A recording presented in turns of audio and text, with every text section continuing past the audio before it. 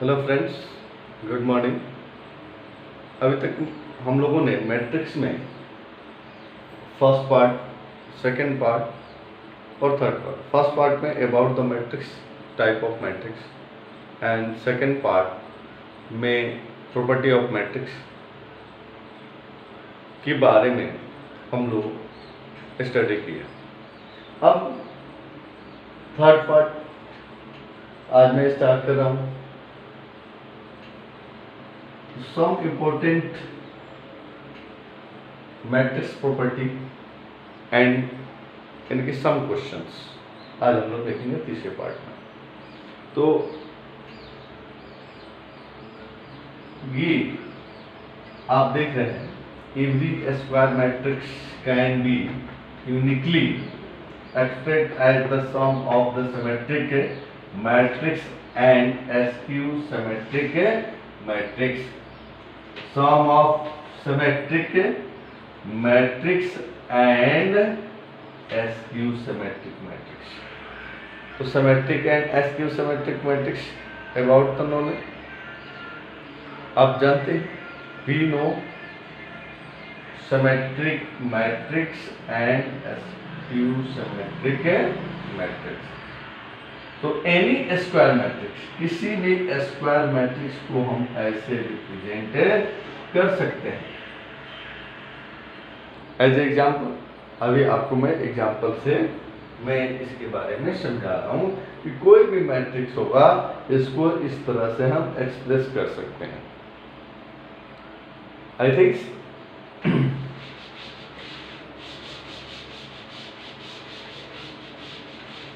देख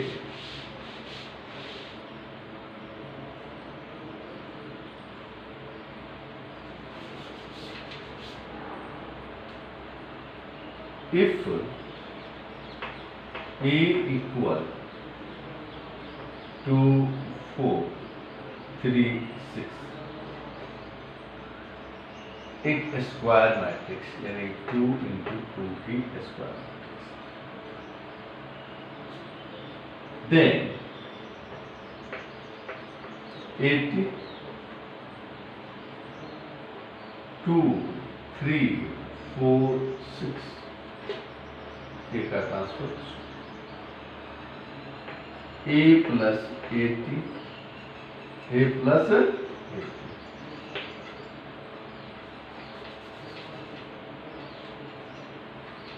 2, 3, 4, 6 plus 2, 4, 3, 6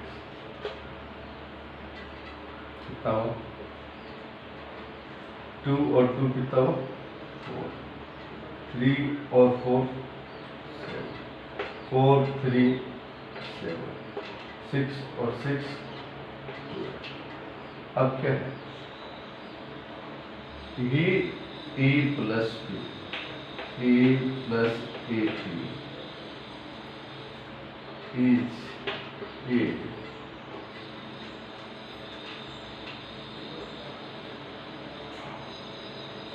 symmetric matrix. We know that यानी कि ये जो है A plus A3 यानी कि A plus A का ट्रांसपोज का जब हमने सम किया तो ये क्या होगा? सिमेट्रिक मैट्रिक्स का। अब इसी का हम क्या करेंगे? डिफरेंस निकालेंगे। A plus A3, A minus A3, तो आप देखो कितना हुआ? 2, 4, 3, 6 minus 2, 3, 4, 6 कितना हुआ? 2 से 2 गया कितना हो? 0। 3 से 4 गया -4, 4 से 3 गया 1, 6 से 6 गया 0। इसका प्रिंसिपल डायगोनल क्या है? प्रिंसिपल डायगोनल के ईच एलिमेंट्स आर 0 और प्रिंसिपल डायगोनल के अपोजिट साइड में जो एलिमेंट्स है उनके साइन अपोजिट, ये माइनस है तो ये प्लस है। तो ये एक ट्रिक बताया था मैंने उस समय सिमेट्रिक और स्क्यू सिमेट्रिक पढ़ाते समय कि प्रिंसिपल डायगोनल सिमेट्रिक मैट्रिक्स तभी पॉसिबल है जबकि प्रिंसिपल डायगोनल के ईच एलिमेंट्स का 0 एंड प्रिंसिपल डायगोनल के अपोजिट साइड यानी कि दोनों के प्रिंसिपल डायगोनल के अपर और लोअर जो ट्रायंगल है उसके एलिमेंट्स जो होंगे अपोजिट साइड पे होंगे। अंडरस्टैंड? तो ऐसे मैट्रिक्स ये सिमेट्रिक कहलाएंगे। क्या कहलाएंगे? तो ये क्या हो गया? Is A skew symmetric matrix. तो ये हमारे पास क्या आ गया? स्क्यू सिमेट्रिक और ये क्या होगा? 7।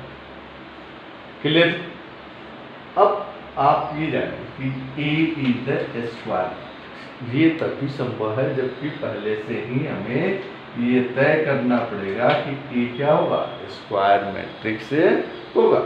यदि ए स्क्वायर मैट्रिक्स है तो इस कंडीशन को जब हम फॉलो करेंगे तो अपने इसका जो सम होगा वो सिमेट्रिक बन जाएगा किसी भी मैट्रिक्स का, एनी मैट्रिक्स और किसी भी स्क्वायर मैट्रिक्स का जब हम डिफरेंस निकालेंगे किससे, यानी उस मैट्रिक्स के और ट्रांसपोज के, वो हमेशा क्या बनेगा?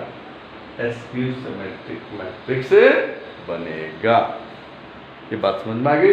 तो हमने यही लिखा था।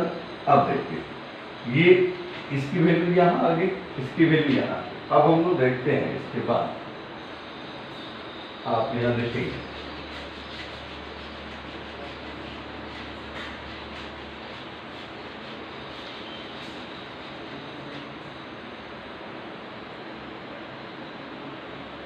अब हम क्या कर रहे हैं कि 1/2 और e प्लस ए का ट्रांसपोज और प्लस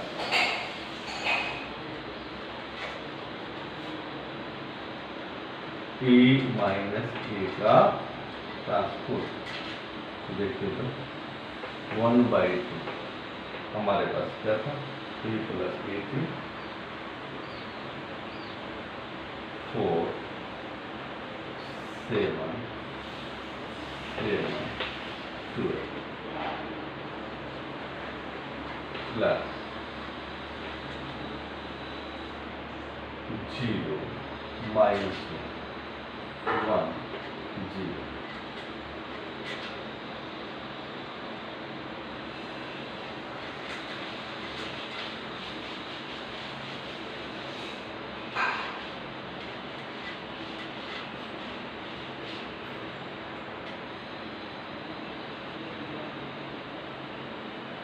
अब 1/2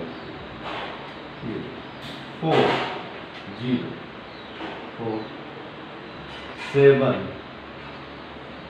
माइनस 1 6 7 और 1 8 2 12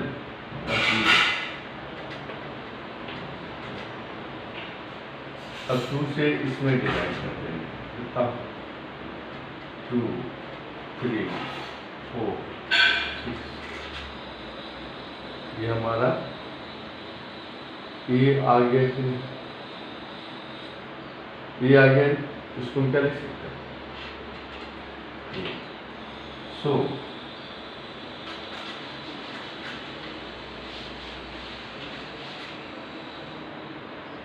क्यों?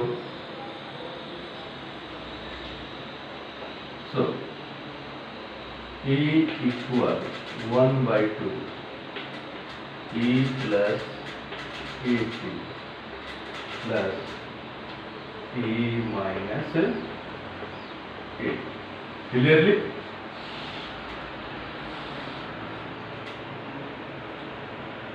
ये क्लियर हो गया कि ये इतना अपने होगा। ये क्या होगा? ये अपने को क्या है, ये क्या है, सिमेट्रिक। कौन सा मैट्रिक्स है?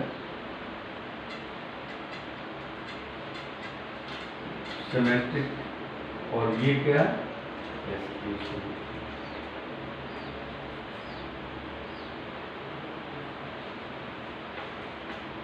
ठीक है, क्लियर? क्योंकि ये सिमेट्रिक मैट्रिक्स है और ये क्या है, एक्सक्लूसिव मैट्रिक्स। ठीक है ना?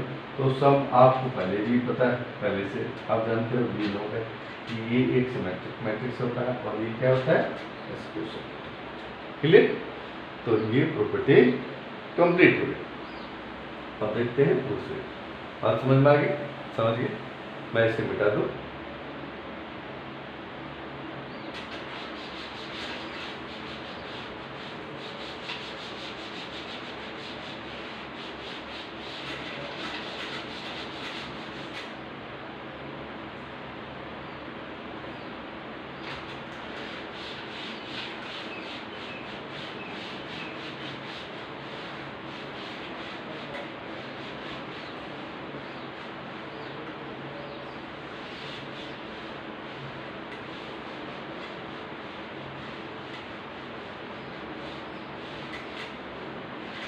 अब देखिए नेक्स्ट एक छोटी सी प्रॉपर्टी है,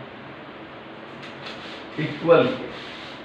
हम लोग इसके बारे में जानेंगे, इक्वल के बारे में जानेंगे। इसके बारे में, इक्वल के बारे में।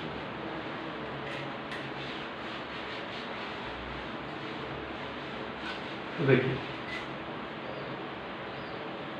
if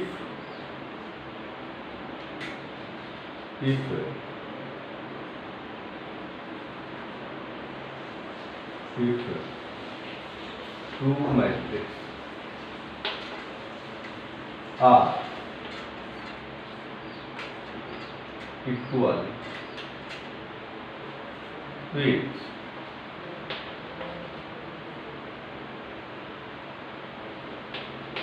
order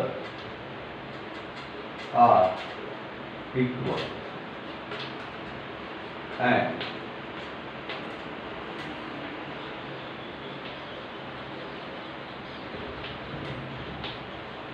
corresponding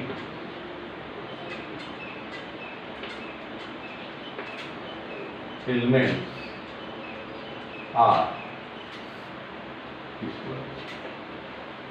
That's it।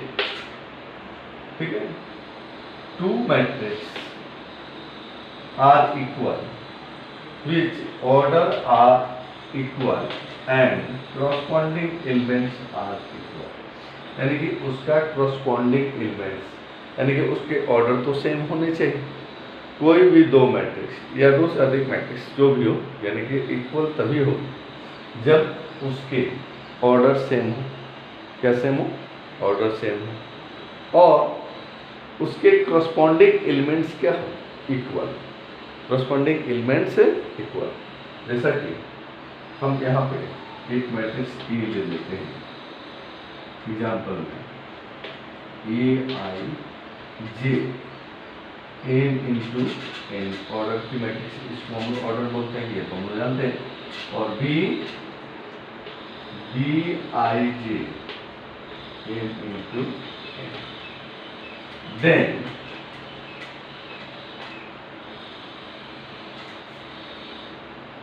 Then A and B are equal and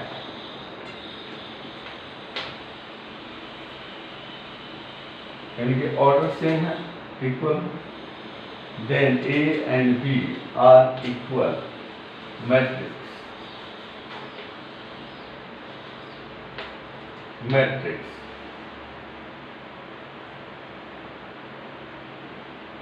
when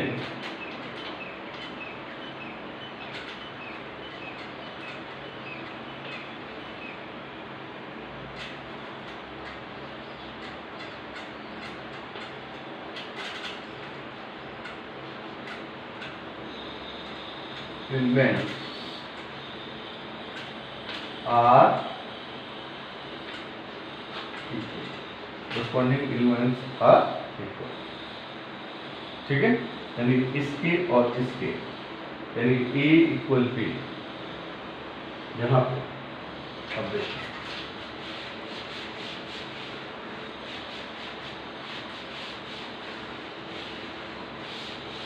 जैसा मैं लिखता हूँ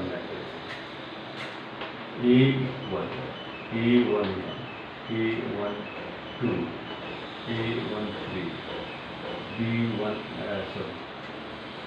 A21 A22 A23, तो ये हमने बताया ना किसका आधार नंबर, ये क्या है, ये क्या है, इसका आधार नंबर है, इसकी पोजीशन को बताता है। एंड B, तो ये क्या है 2 into 3 का, तो B भी क्या होना चाहिए, B हमें क्या होना चाहिए, B भी 2 into 3 का ही होना चाहिए। B11 B12 B13 B21 B22 और B22, ये भी क्या हो गया 2 into 3 का, ऑर्डर तो सेम हो, order same. And corresponding elements का मतलब होता है कि A11 जो है इस 11 से, यानी कि देखिए इसका आइडेंटिटी जो है आपको A11 है, फर्स्ट रो फर्स्ट कॉलम का ये एलिमेंट्स है, ये भी फर्स्ट रो फर्स्ट कॉलम का एलिमेंट्स है, तो A11 equal B11, A12 equal B12 और C13 sorry A13 equal B13 dot dot A23 equal B23, understand. तो इसको हम लोग बोलते हैं करस्पॉन्डिंग एलिमेंट्स, इसको क्या बोलते हैं करस्पॉन्डिंग, यानी कि जस्ट, यानी कि इसके, यानी कि ये जो है इसके इक्वल होगा और ये इसके इक्वल होगा, तो हमारा क्या होगा, ये मैट्रिक्स जो है इक्वल मैट्रिक्स कहलाएंगे। अब हम लिख सकते हैं कि then matrix A equal matrix B, matrix A equal matrix B, matrix A equal matrix B, हम इसको क्या लिख सकते हैं, matrix A equal matrix B, clear, matrix A equal matrix B, ठीक है। तो ये हमारा यानी कि इक्वल मैट्रिक्स ये क्या है, ठीक है। तो matrix A equal matrix B, ये सारे सिस्टम को ये भी फॉलो करता है, तो ये मैट्रिक्स क्या कहलाएंगे, इक्वल मैट्रिक्स। अब इस पे हम लोग क्वेश्चन कैसे आते हैं और क्वेश्चन देख लेते हैं, ठीक है, ये समझिए, इसे मैं साफ कर दूं, ठीक।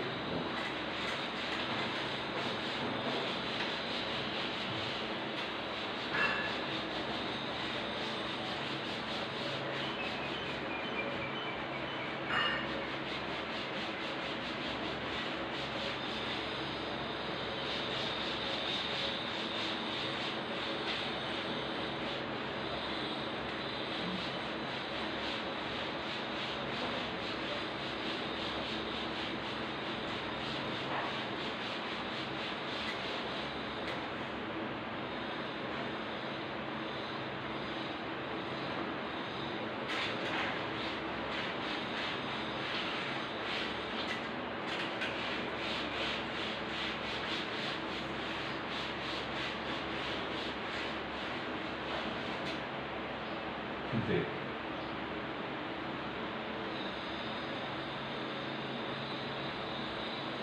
अब क्वेश्चन देखते हैं कि उस पर कुछ कैसे आता है।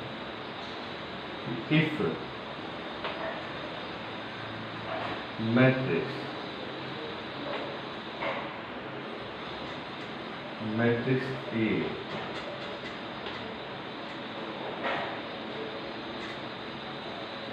A B 2 4 and B matrix B equal 3 6 x y are equal matrix, then find the value of A, B, X and Y. Clear? यानी कि ये if matrix A and matrix B are equal matrix, then equal matrix है, then find the value of A, B, X and Y. So this question very simple.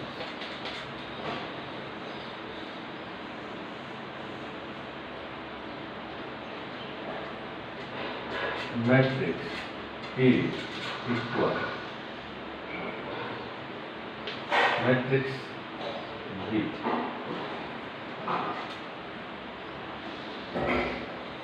A, B, 2, 4 equal 3, 6, x, y. Corresponding elements are equal. Corresponding elements are equal. A equal 3, B equal 6, 2 equal x, 4 equal y.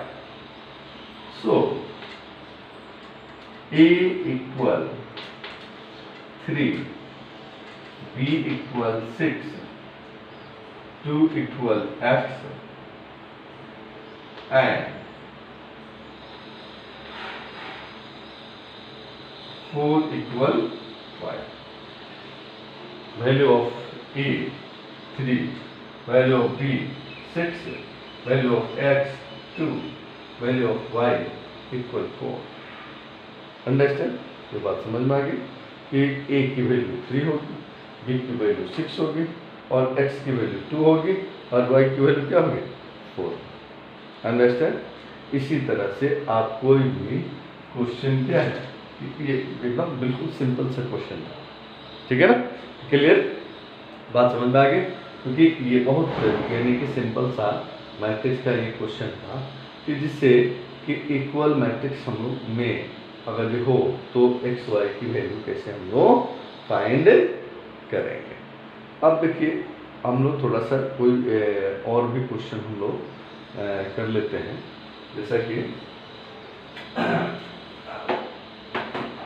Book का question कर लेते हैं.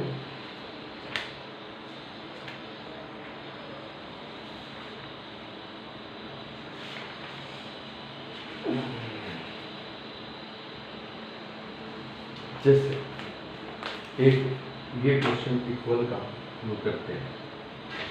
देख बढ़िया question है.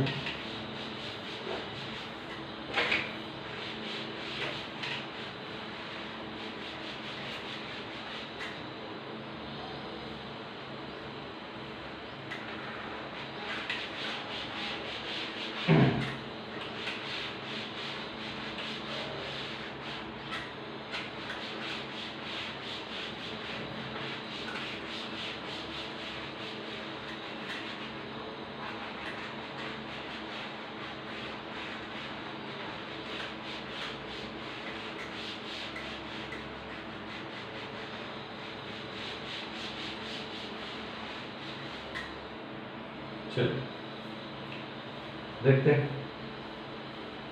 एक question, बहुत बढ़िया क्वेश्चन है ये, आप लोग ध्यान से देखेंगे। लेकिन बहुत सिंपल क्वेश्चन है, ठीक है ना, बहुत आसान तरीके से हम लोग इसको सोल्व करेंगे, जिससे if matrix 2x plus y a minus b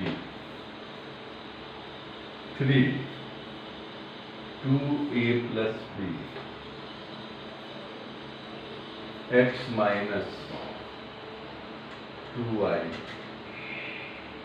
minus 5 equal 3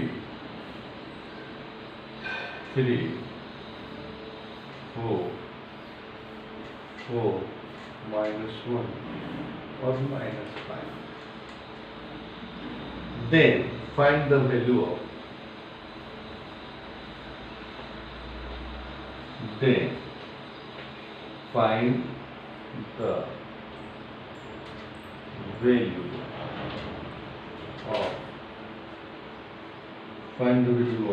x, y, a and b. Clear? So simple question. अभी हमने बताया था कि टू मैट्रिक्स आ गए, तो ये देखिए, यानी कि ये क्या है, दो मैट्रिक्स ऑर्डर सेम है, 2x3 का है, ये भी 2x3 का है, ठीक है। तो इसको अब हम क्या करते हैं, इसी को मिटा करके और यहाँ से हम इसको क्या बना लेते हैं, सॉल्व। यानी क्वेश्चन था ये, अब देखिए इसको हम सोल्व करते हैं, क्या करते हैं, सोल्व। तो इसको सोल्व करेंगे, इसको क्या करेंगे, सोल्व। तो सोल्व करेंगे तो आप ये देखें कि ये एलिमेंट्स इस कॉरस्पॉन्डिंग एलिमेंट्स के इक्वल में ये आएगा, तो अपने पास इक्वल मैट्रिक्स है, तो 2x plus y equal 3, 2x plus y equal 3, equation first, okay. और x माइनस 2y इक्वल क्या होगा, 4, ये इक्वेशन सेकंड। अब इन दोनों को सोल्व कर देंगे। आपने एलिमिनेशन मेथड पढ़ा होगा 10th क्लास में, कौन सा मेथड, एलिमिनेशन मेथड, यानी कि विलोपन विधि, जिसको हिंदी में हम लोग क्या कहते हैं, विलोपन विधि, यानी कैंसिलेशन मेथड, ठीक है ना। तो अब यहाँ पे हमें क्या करना है, y की वैल्यू को कैंसिल करना है। पहले एक चीज हम ये लिख लें, क्योंकि a माइनस b इक्वल क्या है, 4, ये इक्वेशन, और 2a प्लस b इक्वल -1, यानी कि इसके इक्वल -5, क्लियर, ये इक्वेशन 4। तो देखिए 1 और 2 को हम देखें तो इसको हमें एलिमिनेट करना है, कैंसिलेशन या एलिमिनेट एक ही बात होती है। तो इसको हम एलिमिनेशन मेथड से हम y के साइन अपोजिट है और इसको एलिमिनेट करना चाहते हैं, तो आप क्या करेंगे, सबसे पहले इसको 2 से क्या करेंगे, मल्टीप्लाई करेंगे, क्या करेंगे, 2 से मल्टीप्लाई करेंगे, तो ही इसके इक्वल होगा। जिसको एलिमिनेट करना चाहते हैं उसको अपन क्या करेंगे, उस इक्वेशन में, यानी कि बोथ साइड, यानी लेफ्ट एंड राइट, यानी इक्वेशन तभी होता है, इक्वेशन और पोलिनोमियल दोनों में डिफरेंस यही होता है कि इक्वेशन में इक्वल होता है और पोलिनोमियल में इक्वल नहीं होता है, ठीक है।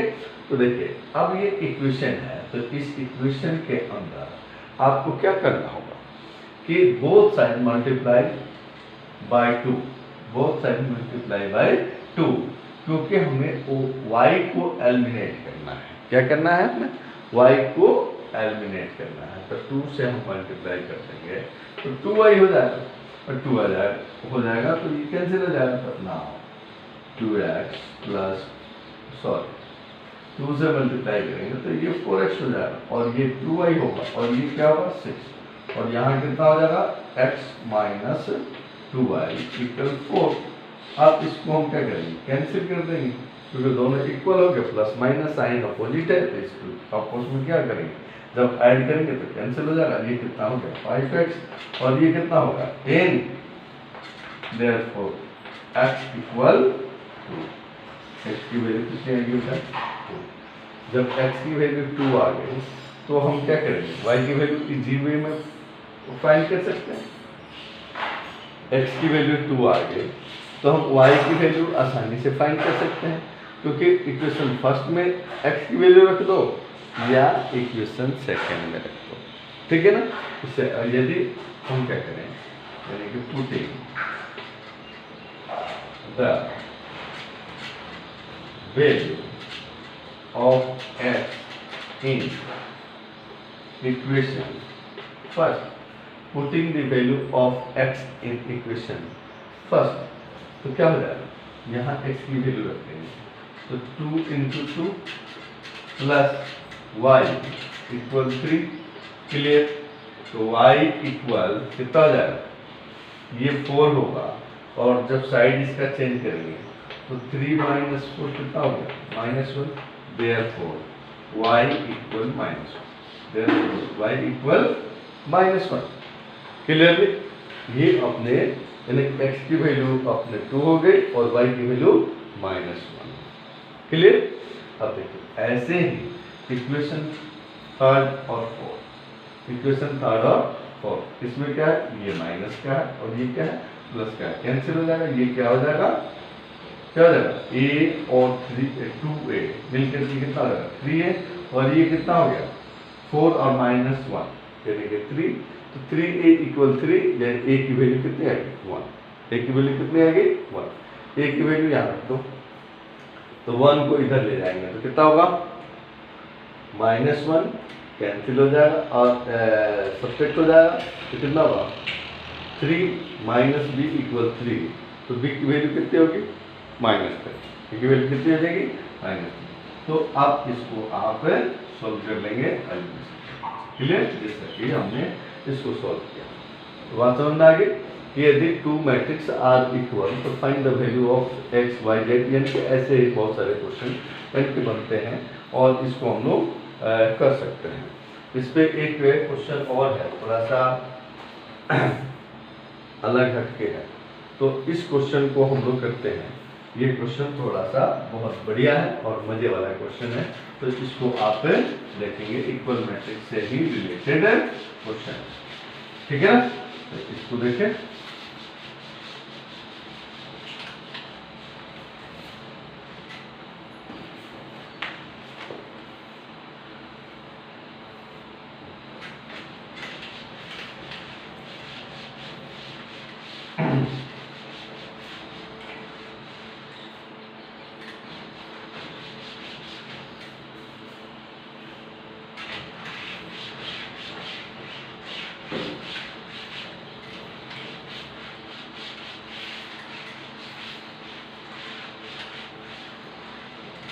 देखिए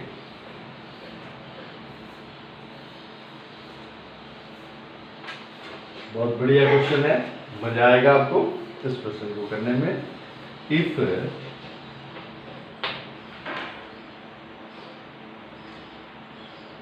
a plus b 7 -3 2 ab 4 equal 6 7 -3 2 8 और 4, ये आरबीएससी में क्वेश्चन पूछा भी है, ये क्वेश्चन आरबीएससी में पूछा भी गया है, ठीक है। तो आप ध्यान से देखें, then find the value of, क्या करना होगा, then find the value of A and B. A and B. देखो A और B की वैल्यू को हमें क्या करना है, फाइंड करना है। क्लियर? ये देखो 1 2 यानी कि 3 इंटू 1 2 3 और 1 2, तो कितना हो 3 इंटू 2। ये भी कितना है 3 इंटू 2 का मैट्रिक्स है। इसको सोल्व कर देते हैं, इसको यहाँ से मिटा देते हैं। क्वेश्चन तो आप नोट ही कर लिए होंगे, ठीक है। आप देखिए इसके बाद यहाँ हम लिख देते हैं सोल्व दिस क्वेश्चन। इस क्वेश्चन को सोल्व करने के लिए आपको क्या करना होगा कि ऑर्डर आपको 3 इंटू 2 है, ऑर्डर तो सेम है, तो इसलिए इक्वल मैट्रिक्स है। तो corresponding elements are equal, then यानी कि so corresponding elements are equal, then A plus B equals 6 and AB equal 8। Clear? क्योंकि देखिए बाकी सब सेम सेम, यहाँ 2 है तो यहाँ में 2 है, 7 है तो 7 है, माइनस 3 है तो 3 है, 4 है तो 4 है। तो ये आप देखिए ए बी और ए प्लस बी 6। क्लियर? अब देखिए इसी को फाइंड करना है, तो इसको इक्वेशन हम फर्स्ट मान लेंगे और ये इक्वेशन क्या हो जाएगा सेकंड। मजा आएगा आपको। अब देखिए ये इस क्वेश्चन को करने के लिए आपको क्या करना होगा, यानी कि इस इक्वेशन से यानी कि फर्स्ट से या तो इसमें वैल्यू रख दीजिए या फर्स्ट से इसके सेकंड में रख दीजिए, ठीक है ना। सेकंड से ए की वैल्यू निकाल करके फर्स्ट में रखिए या फर्स्ट से सेकंड में रखिए। तो लिखेंगे फ्रॉम इक्वेशन फर्स्ट, तो फ्रॉम इक्वेशन फर्स्ट तो क्या हो जाएगा ए इक्वल 6 माइनस बी, ए इक्वल 6 माइनस बी। ना कितना है ए की वैल्यू यहाँ रख दो, तो 6 minus B into B equal 8। कितना हो जाएगा 6b और b स्क्वायर इक्वल कितना होगा 8। अब आपको इस साइड को चेंज कर दें, इधर जाएगा तो इधर क्या हो जाएगा 0, तो ये हो जाएगा b square minus 6b plus a equal 0।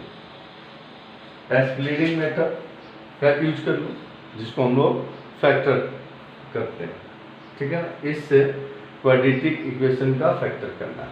इस क्वाड्रेटिक इक्वेशन का क्या करना है फैक्टर, तो आपने 10th क्लास में पढ़ा हुआ।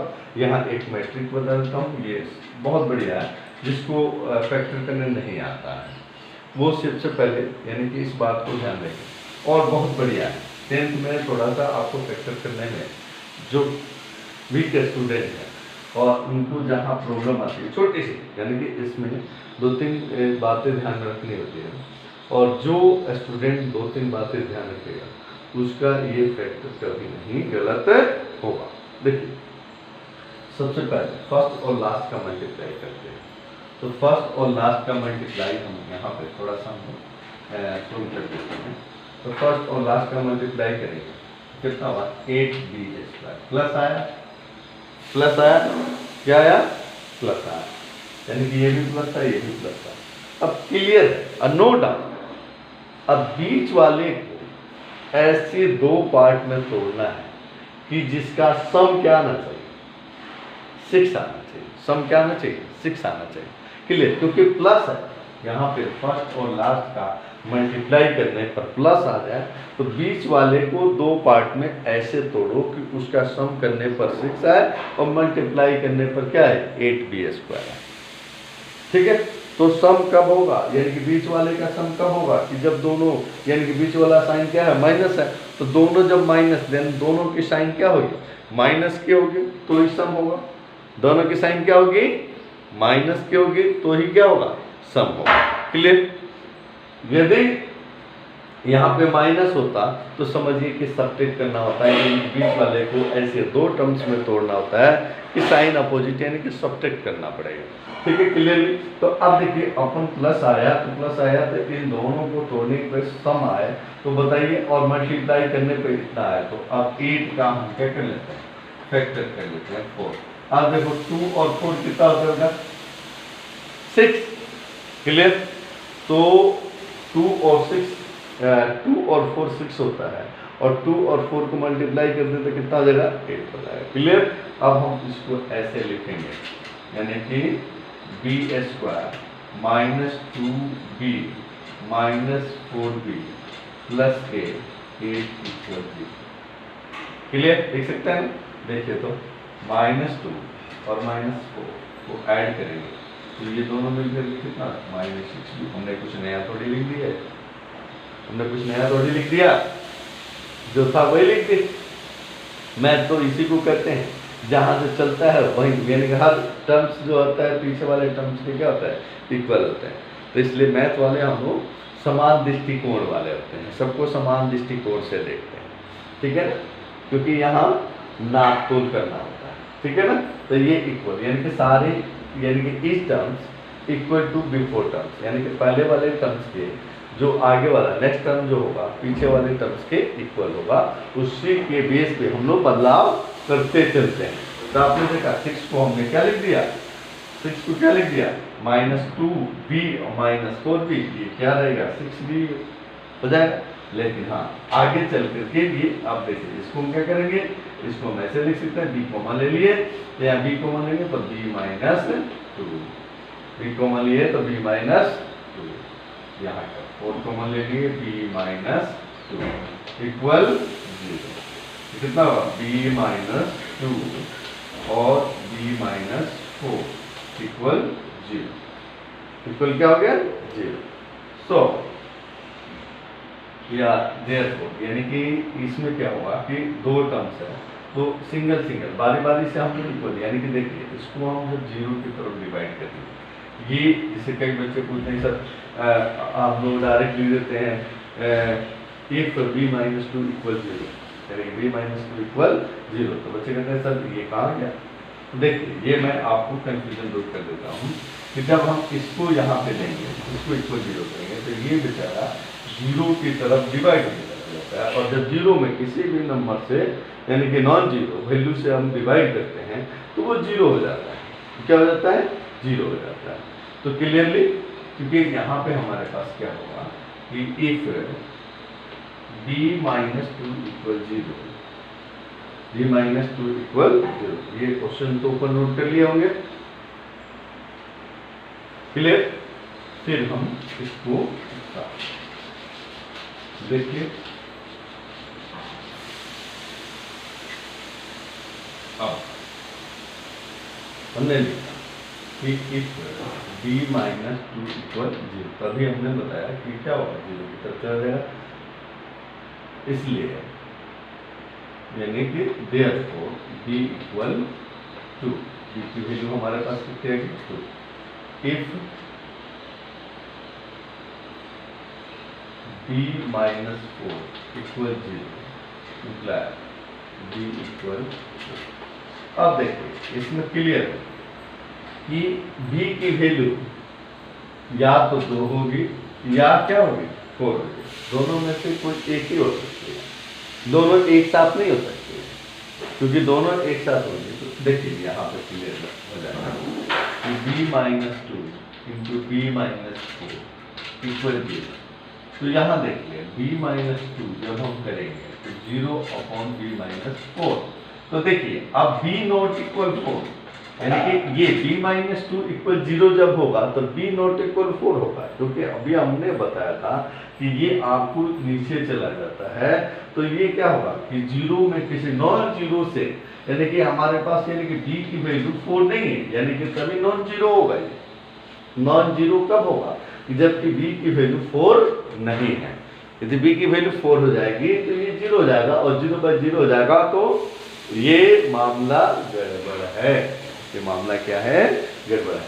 इसलिए हम लोग क्या करेंगे कि यहाँ पे इस कंडीशन को आप अच्छी तरह से समझें कि ये जब कह रहा है कि b इक्वल 2 होगा तो आपको b नॉट इक्वल 4 होगा, b नॉट इक्वल 4 होगा। और यदि या यानी कि और b इक्वल 4 होगा तो b नॉट इक्वल 2 होगा। दोनों एक साथ नहीं हो सकते हैं। क्लियर हो गया? कंफ्यूजन खत्म, कंफ्यूजन खत्म। ठीक है, अब आगे बढ़ते हैं हम लोग। ये छोटी छोटी बातें ध्यान में रखने वाली है, ठीक है ना, और यही सब चीजें आगे चल के परेशान करती है। तो क्लियर हुआ कि अब आपने देखा कि यदि यानी कि इफ हमारे पास b इक्वल टू देन तो a की वैल्यू कितनी हो जाएगी, क्योंकि ए बी इक्वल कितना है 8, ए बी इक्वल कितना है 8, तो यहाँ पे 2 रख दें b की वैल्यू, तो इम्प्लाइज a इक्वल कितना रहेगा 4। तो अब देखिए ए b की वैल्यू 2 तो a की वैल्यू 4, ठीक है ना, और if b equal 4 then AB equal 8 implies A equal 2। Clear हुआ? अब देखिए यानी है क्लियर क्या हुआ कि A equal 4 B equal 2, B equal 2 या यानी और A इक्वल 2 तो B इक्वल, ठीक है ना, ये ऐसा हमारा क्या हुआ, ये हमारा क्या हुआ आंसर है। ठीक है ना, a इक्वल 4 तो b इक्वल 2 और a इक्वल 2 तो b इक्वल 4। ये क्लियर हमारा फाइनल, ठीक है ना। तो या तो ये हो सकते हैं या ये हो सकते हैं, यानी कि बोथ नहीं हो सकते, ठीक है ना, दोनों एक साथ नहीं हो सकते। तो मजा आया होगा इस क्वेश्चन को सोल्व करने में, ठीक है, मजा आ गया, ठीक है। तो ऐसे ही यानी कि इक्वल वाले क्वेश्चन को हम लोग ऐसे ही सोल्व करते हैं, इक्वल वाले क्वेश्चन को ऐसे ही हम लोग क्या करते हैं, सोल्व करते हैं। तो अब देखिए आप यानी कि और भी क्वेश्चन यानी कि ऐसे छोटे छोटे क्वेश्चन आपकी बुक में दिए हुए हैं या और भी किसी भी बुक में दिए हों, तो ऐसे क्वेश्चन करके आप देखेंगे, ट्राई करेंगे, और नहीं हुआ तो आप कमेंट्स बॉक्स में आप उसको लिख करके भेज सकते हैं।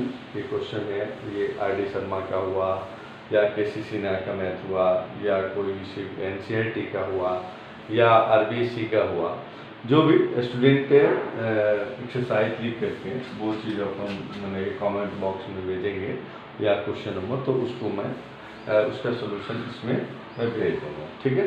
अब नेक्स्ट जो क्लास होगी यानी कि मैट्रिक्स की जो 4th पार्ट जब मैं रिलीज करूँगा तो उसमें अब आपको ऑपरेशन यानी कि मैट्रिक्स की ऑपरेशन के बारे में हम लोग डिस्कस करेंगे कि मैट्रिक्स किस तरह से काम करता है, मैट्रिक्स की संक्रियाएं, ठीक है ना। तो मैट्रिक्स की जो अवयव की संक्रियाएं किस प्रकार से वो काम करते हैं, तो उसका मैट्रिक्स का सब्ट्रैक्शन हो गया या एडिशन हो गया, मल्टीप्लिकेशन हो गया, इसके बारे में हम लोग यानी कि चर्चा करेंगे। अभी तो हम लोग यानी कि मैट्रिक्स की प्रॉपर्टी के बारे में जाने, यानी starting about the matrix, type of matrix यानी और एंड प्रॉपर्टी ऑफ मैट्रिक्स, यानी कि इतनी सारी चीज़ें हम लोग जानेंगे और कुछ यानी कि सिंपल सा क्वेश्चन यानी कि के बारे में भी डिस्कस हम लोगों ने कर लिया। तो अब आप इससे ट्राई करें और जहाँ पे भी जैसे भी किसी भी बुक को यदि आप फॉलो करते हैं, सोल्व करते हैं, यदि जो भी आपको प्रॉब्लम आती है तो कमेंट्स बॉक्स में जरूर कमेंट करें और नेक्स्ट आपको लेक्चर में उस क्वेश्चन को उस प्रॉब्लम को सोल्व करके मैं डाल दूँगा। क्लियर?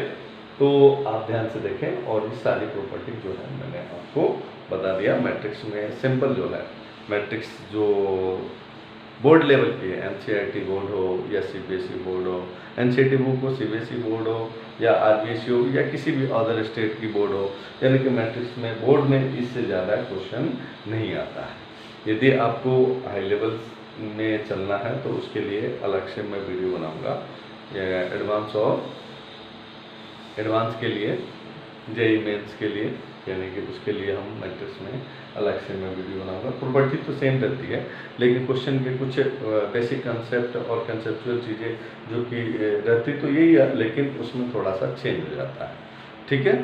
और उसकी सोच थोड़ी सी आपके ऊपर यानी कि हाई लेवल की हो जाती है, क्वेश्चन का पैटर्न चेंज हो जाता है।